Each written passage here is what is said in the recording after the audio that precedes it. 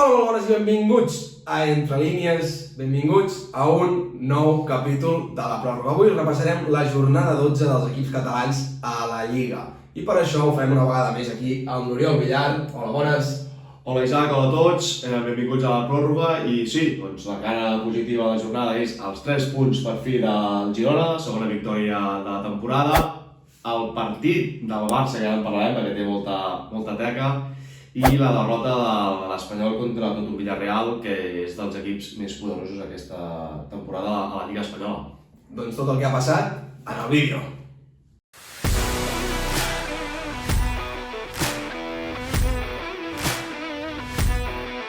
Aleshores, arrencarem amb el Girona, els que van ser els primers a jugar als equips catalans aquesta jornada, i què veurem? Full de ruta, una pressió molt alta que va donar molts fruits, el Girona que va saber patir defensar-se en pilota, una millora en la sortida, Arnau, l'alumne privilegiat de Mitchell, la fragilitat encara defensiva en transicions i les bones sensacions abans de l'aturada. Doncs si la setmana passada, la pròrroga anterior, érem molt crítics tu i jo amb el Girona i sobretot amb Mitchell pel plantejament que va fer contra el Getafe, el partit contra l'Alavés va ser completament diferent. Un Girona que va passar del Getafe contra Bordalàs a tancar-se a darrere i esperar sortir en transicions ràpides. Contra l'Alavés va ser tot el contrari, equip amb bloc alt molt intens després de pèrdua i amb sortida de pelota de l'Alavés, una pressió molt alta que, com deies, va generar moltes ocasions de perill a favor dels gironins. Sí, crec que la recuperació de bones sensacions i la recuperació de la identitat del Girona és el que més es pot destacar del partit, en el que molt bé destacava això de que el Girona apretava molt més a dalt i va donar fruits. Jo em destacaria el paper potser d'Axel Witsel, que normalment està més vist com a migcampista defensiu, però era el quart migcampista, el 5è jugador que ajudava en la pressió i que portava aquest plus. Sí, que iniciava en molts moments la pressió del Girona. I tu comentaves, no?, aquelles similituds amb... Sí, quan el Busquets jugava amb Luis Enrique a la selecció espanyola, que l'avançava en la pressió perquè és la lògica, que no és lògica, de ficar els defenses a dalt, perquè si vols recuperar a dalt, els que millor saben defensar són els que ho han de fer. Aleshores, doncs, la lògica i lògica que va donar els fruits. I ens portes tu també, Isaac, ara veureu aquí amb imatges, la millora en sortida de pilota del Girona, en comparació als últims partits. Com es distribuïa l'equip per sortir amb facilitat davant de la pressió de l'Alavés? Clar, d'aquí del Girona destacaria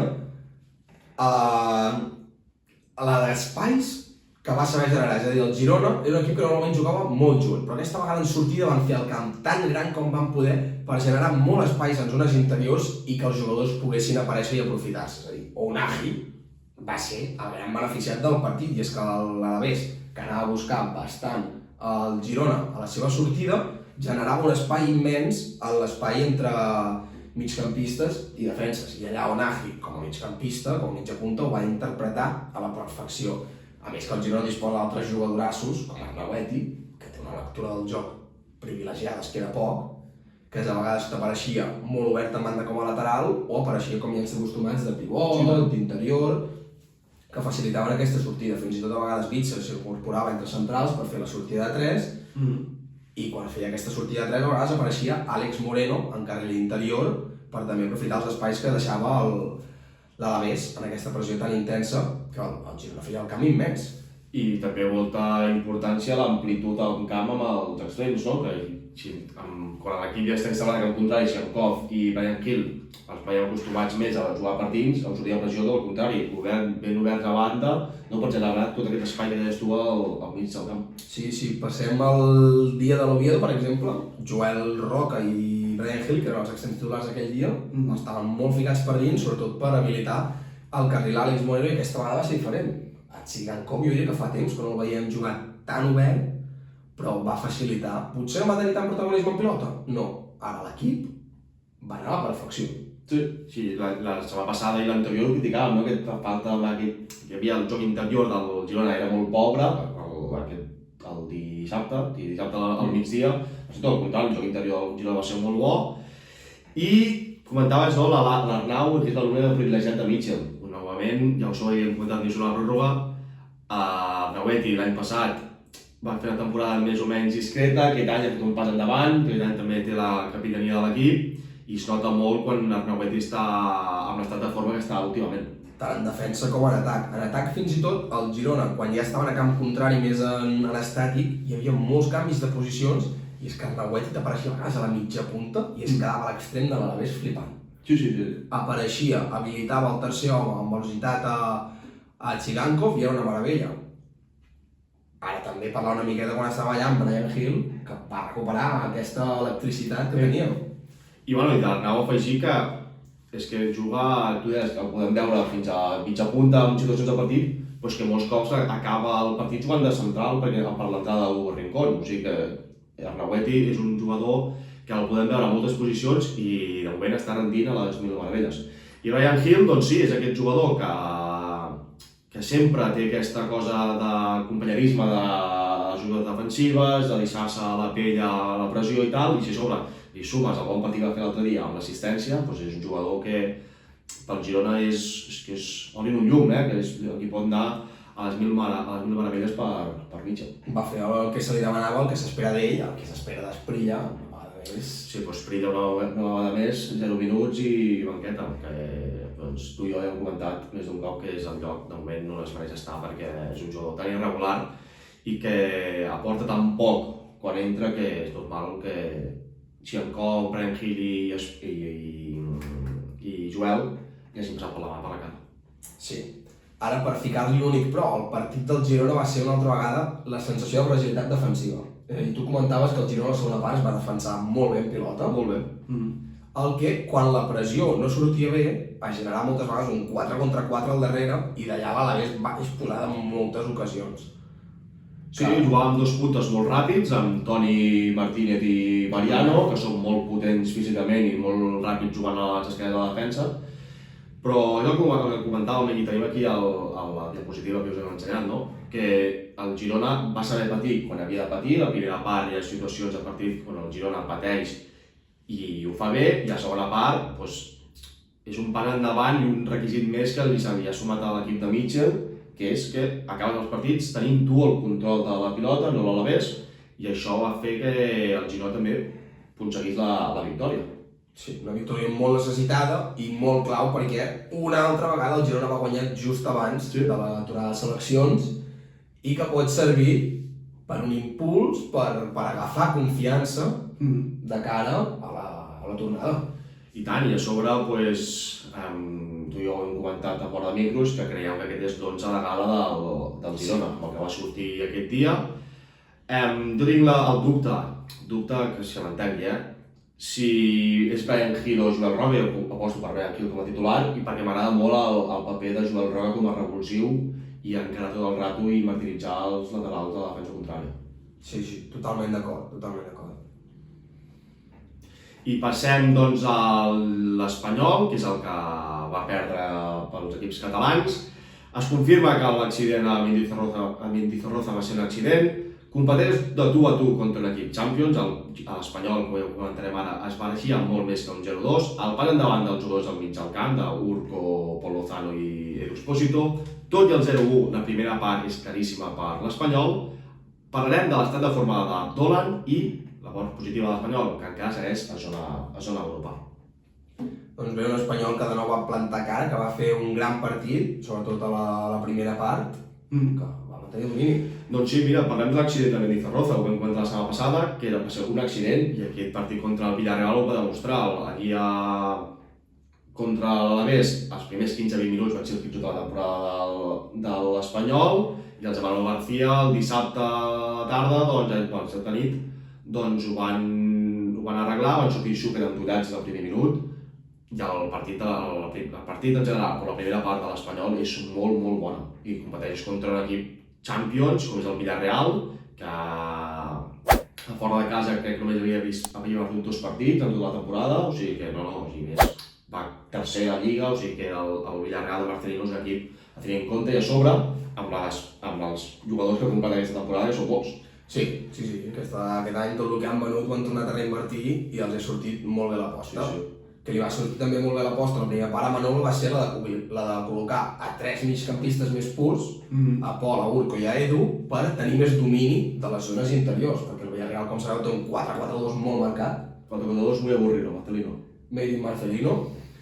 I amb això van mantenir el control, també va funcionar més en la pressió, de tenir més orientat i obligar al Villarreal a haver de fer un joc més directe, tot i que ja té un joc molt directe de per si, però que no pogués fer-lo tan fluidament com els agrada. Sí, a veure, el 4-4-2 a Marcelino és així, el Villarreal no necessita tindre la possessió de la pilota per guanyar el partit. El 4-2 de Marcelino és línies molt juntes, amb poc espai al mig del camp, obligant el rival a jugar per fora, i a la mínima que el rival la perd en zones interiors de mig del camp o tal, doncs sortir ràpid a la contra amb uns jugadors ràpids que té com Buchanan, com Pepe, jugadors que a l'espai són letals. Com el Manolo González va seguir amb el mateix esquema, tot i les baixes que tenia. Com es situava l'Espanyol en atac? Doncs com veiem aquí en pantalla, Pere Milla, partint des de l'extrem esquerre, s'incorporava a zones interiors, juntament amb Roberto i Expósito, i Dolan, és l'únic extrem pur per guanyar un contra un a Pedraza i centrar pilotes, i Salinas fent el paper de Carlos Romero. Tot el carril per ell, no és Carlos Romero, no va tindre el paper que se li espera a Carlos Romero, perquè no hi era, jo crec, no sé si ara això potser és de mal dia, però hi era per la clàusula de la por, no? Igual que Ramon Tarrés. Sí, clàusula de la por, per això no van jugar.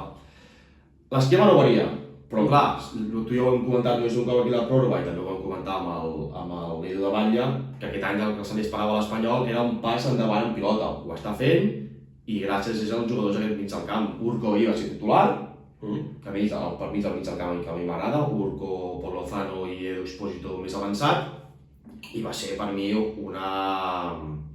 futbol molt vistós, que el que veiem era que Pol Lozano i Expósito filtraven una mà de passades interiors i eren una barbaritat. Llàstima que el que està passant a l'Espanyol aquest any, que quan l'ha d'enxufar, no l'enxufa. No, i també crec que una part del plantejament que no acaba d'aprofitar l'Espanyol és que el porter del Villarreal, Luis Junior, per alt, un flam, se li escapa tot, no sé què té, però... No t'agrada, Junior? Hosti, no l'havia vist gaire, però no em va atrapar una per dalt, Va ser molt exagerat. I clar, tens a Roberto, tens a Quique, i fins al minut 75 o així, que l'Espanyol va començar a posar moltes centrades a l'àrea a carregar-lo. Què passa? En aquell punt el Villarreal amb 2-0, doncs ja era, va, tira-me-les. Clar, és el que comentàvem tu i jo també fa micros, no? Que el plantejament de Manolo González era no sortint només amb un punta i només un extrem pur, com és Dolan, clar, és una via dominar-te el partit. A través de la pilota no pas a buscar centrades. Aquesta part li va sortir molt bé a la primera meitat, què passa? Que el Villarreal ho va fer pagar amb el que saben fer, amb les transicions. Sí. Alberto Moleiro, un partidàs. Pedraza, un partidàs, i Buchanan... No va tindre potser el seu dia, però clar, és un jugador amb molta qualitat, que amb un 3-2 li va guanyar l'esquena de Salinas i 0-2. Que aquell gol no pot ser que traient-li tants metres Salinas a l'inici de la carrera el deixi passar tan tranquil. Jo crec que potser o no el veu o interpreta molt malament els tempos, perquè tu quan ets lateral i saps que un extrem tan ràpid, tu primer que tot no pots seguir el teu adversari de forma paral·lela, no? Tu quan veus que aquell passe anirà allí sí o sí, tu has de partir en diagonal per tancar línia de passada, tio. Sí. O si no, encara que no tanquis línia de passada... Falta i avall. No, o sigui que vas en diagonal i l'extrem anirà en paral·lel sempre, a la línia de la banda. Tu has d'anar tancant en diagonal per anar tancant espais. I clar, se la va guanyar, nen, i tot i la parada que fa Dimitrovic, que és antològica, el rebot, el de Molero i 0-2 i s'acaba el partit. Sí, també és això, realment Salinas està en una posició molt alta, com comentaves ara. Què passa? Que no té la velocitat de Carlos Romero, ni tampoc va tenir el perill de Carlos Romero, perquè estava alt, però va ser molt intrascendent. Em sap greu per les Salinas, però no va ser el seu. De qui va ser un bon partit va ser de Dolan.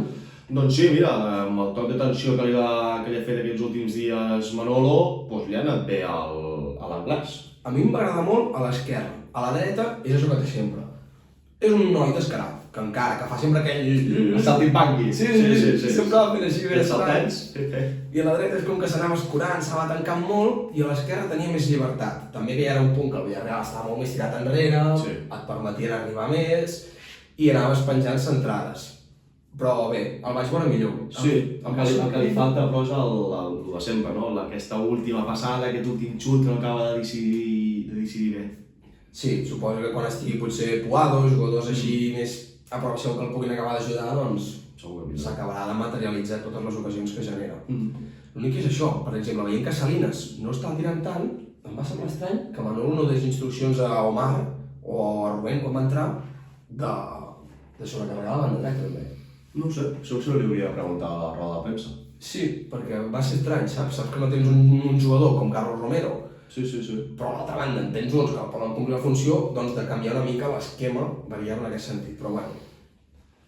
I la part positiva de l'Espanyol, com comentava més, que segueix en zona europea, segueix sisè, amb tota la il·lusió del món, el pilot de les seleccions. Aquí ens preguntem, ens hem de preocupar per les dues derrotes consecutives? Doncs de cap manera, perquè l'Espanyol, ja hem comentat, el dia de l'Alavés va ser un accident, dissabte contra el Villarreal es mereix molt més del que va passar, el 0-2 és el resultat més enganyós del futbol, i per tant no ens hem de preocupar gens, els pericos estiguin tranquils perquè la feina s'està fent molt i molt bé i els resultats tornaran. Això és una petita crisi de 2 derrotes, doncs tot s'arregla i ja veuràs com l'Espanyol tirarà cap amunt. I seguir endavant.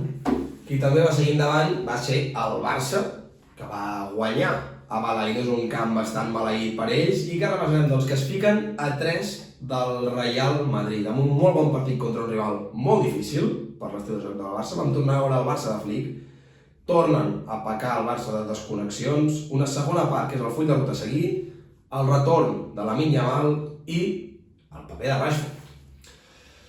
Doncs sí, a veure, el Barça... Quan diem que vam veure tornar a veure el Barça de Flick, per lo bo i per lo dolent. Sí. Per lo bo, perquè et genera sense voler quasi un munt d'ocasions de perill, molts dels gols, doncs, sense moure massa el Celta va generar molt, va generar pals, va generar parades del porter, però també és el Barça de Flick que quan no està fi amb el pas endavant doncs aconsegueixes molt perill i van ser els 2 gols del Celta, el primer de la Carreira i després el golaç de Borja Iglesias. El Celta és un equip que pel Barça i per la forma que planteja el partit Giraldez et complica molt et complica moltíssim. Què va passar? Doncs que el Barça va estar molt bé en pressió quan perdia la pilota, era una pressió molt alta, als jugadors del Celta li costava pensar en aquelles situacions i el Barça recuperava la pilota molt ràpida. Ara bé, quan el Celta sortia de la pilota o quan el Celta ja estava instaurat a camp contrari, el Barça estava en un bloc mig, aquí és quan el Barça patia molt. Sí, van haver-hi 2 o 3 accions que va salvar el Barça fora de joc així mil·limètric, perquè és que arribaven tard sempre, Borja Iglesias sempre estava a temps per poder descarregar, per poder habilitar el que arribava des de segona línia. Sí, la sortida del Celta era això, era pilota cap a la banda, pilota al jugador d'Unyà, que normalment era Borja Iglesias, per descarregar de cara i picar a l'espai als extrems, i així va ser tot el partit. Després el Barça això ho va corregir a la segona part i final de la primera, ficant De Jong emparellat amb Borja Iglesias i Araujo com a lliure per corregir les picades de l'espai i amb Covarsí, diria que era amb juglar. Sí. Pues això el Barça ho va corregir i a la segona part va ser un Barça que amb el control de la pilota va matar el partit a través de la pilota perquè el Celta ja no sortia com sortia abans, també un desgast evident de la primera part, que el partit de la primera part, tu per un espectador neutral va ser un partidàs, la primera part 5 gols en una part, sí, és una borrada. Crec que el Barça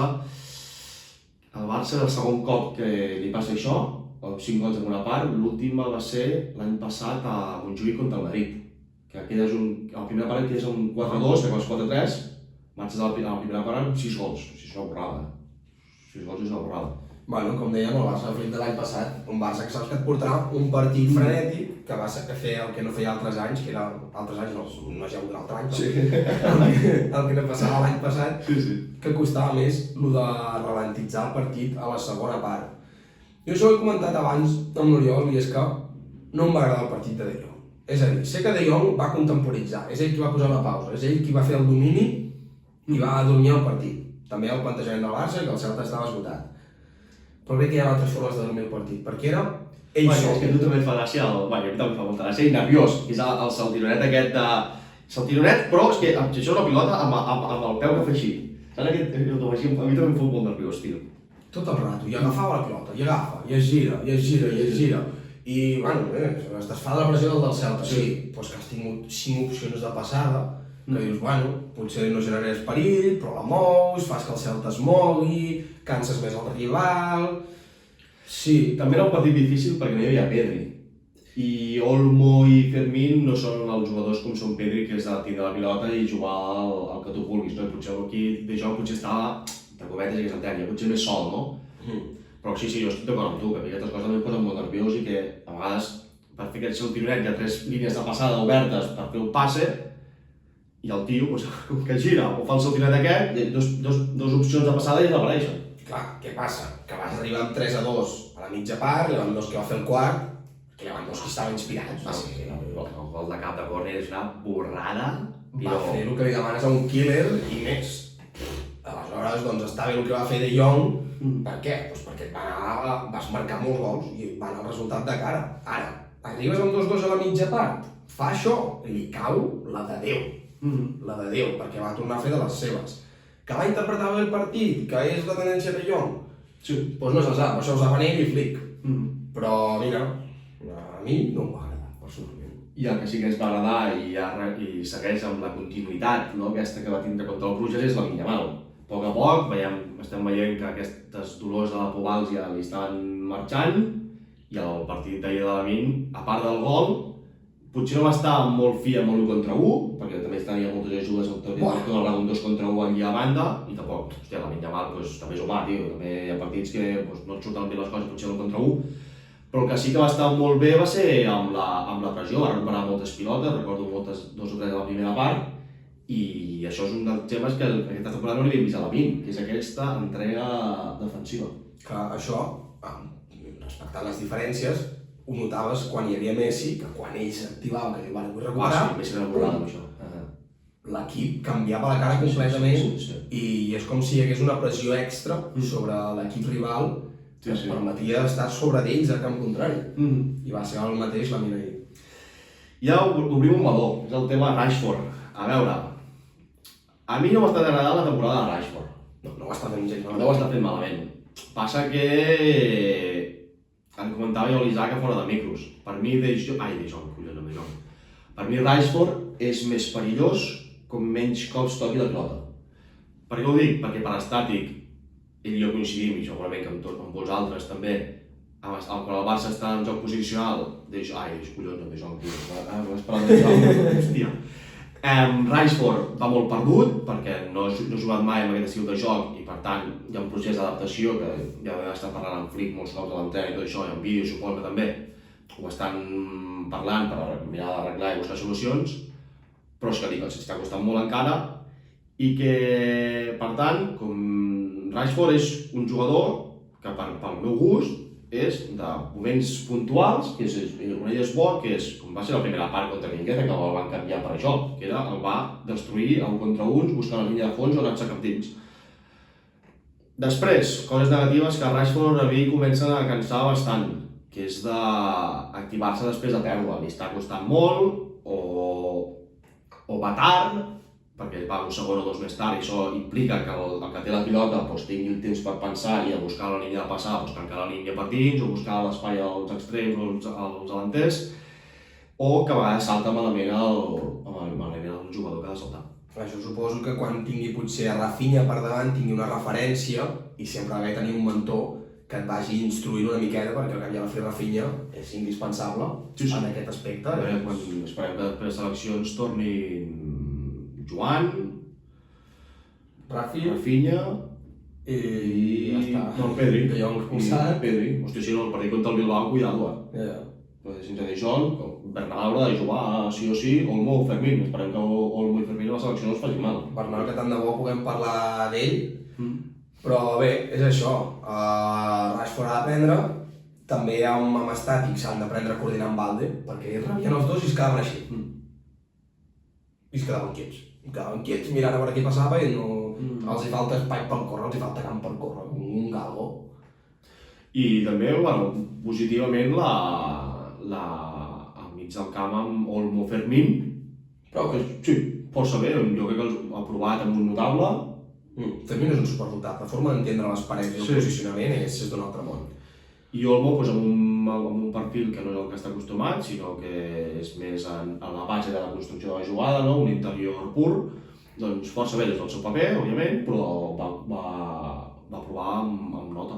Va complir. I aleshores, aquest bon partit del Barça els va permetre ficar-se 3 del Madrid, com veieu ara mateix, després que els de Xavi Alonso empatissin a Vallecas. Ojo, Vallecas, que ja s'ha deixat punts Barça i Madrid. Sí. Els dos amb empat. Sí. Barça 1-1 i el Madrid 0-0. I el Barça dona gràcies, encara que va ser un empat. L'Espanyol, com hem dit, 600 encara a posicions d'Europa amb 18 punts, ara sí que s'està començant a comprimir el tema que ja estan apretant uns quants equips, i el Girona, que havia sortit momentàniament del descens, Mallorca, València, i seguim allà, però recuperació de les sensacions, puntets, i ja no s'està a la cua. Per tant, sí, molt bones notícies pel Girona. 18 anys mirant cap amunt, està a 3 punts ja del Celta, que és 13è, o sigui, hi ha 5 posicions que estan amb 13 punts. A veure... Hi ha 13 punts, no estan amb 13 punts, que estan a 3 punts entre uns i altres, o sigui que... molt comprimit també la zona de baix.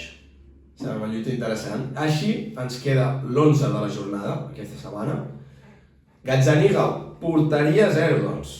Òbviament, tenim defensa de 3 formada per Vítor Reis, Eric Garcia i Arnauet, que era un privilegiat, 4 al mig del camp, Ivan Martín, Edu Expósito, Unai i Fermín, i a dalt de tot, Lewandowski, Dolan i Bryan Gil. Porteria Gazzaniga, és el que guanya avui entre Dimitrovic i Szczesny. Szczesny li foten 2 gols i amb sensacions que alguna cosa hagués pogut fer més. No està bé. Dimitrovic fa un bon partit, hi ha aquella aturada, que és una borrada, contra Moleiro, que és el passe de rebot, marca el 0-2, i Gazzaniga, porteria 0, et fa bones aturades de mèrit. Jo recordo una a la primera part amb 0-0, que li treu una contra 1 a Denis, que és molt bo i aquí hagués pogut canviar el partit. La defensa, optem per una defensa de 3, Amèric, que és imperial, saber jugui on jugui, aquest tio està en un estat de forma i de confiança superlativa. Vítor Reis, que un dia, ja ho vaig dir, un dia hem de parlar d'ell, perquè tu i jo li vam fotre bastants tasques al principi de temporada i està a poc callant la boca. Ha evolucionat molt. Arnau, ja hem comentat lo d'ell. Enmig del camp, doncs, tot i la derrota de l'Espanyol, Edu Expósito es mereix, també s'ho mereixia Pol Lozano. Potser De Jong també hagués pogut estar, però com que el van expulsar, hem optat per Edu, Fermín i Ivan Martín. Unai, que repeteix, que està en un estat de forma increïble, el Girona quan arriba a marcar aquell gol i buah! Sí, no, cau un tilibi. Ivan també és un partidat el d'Ivan Martín, per mi va ser el millor partit d'aquesta temporada del jugador Mitchell. I a dalt, doncs, l'MVP, clarament, després un hat-trick, no li pots no donar a Lewandowski.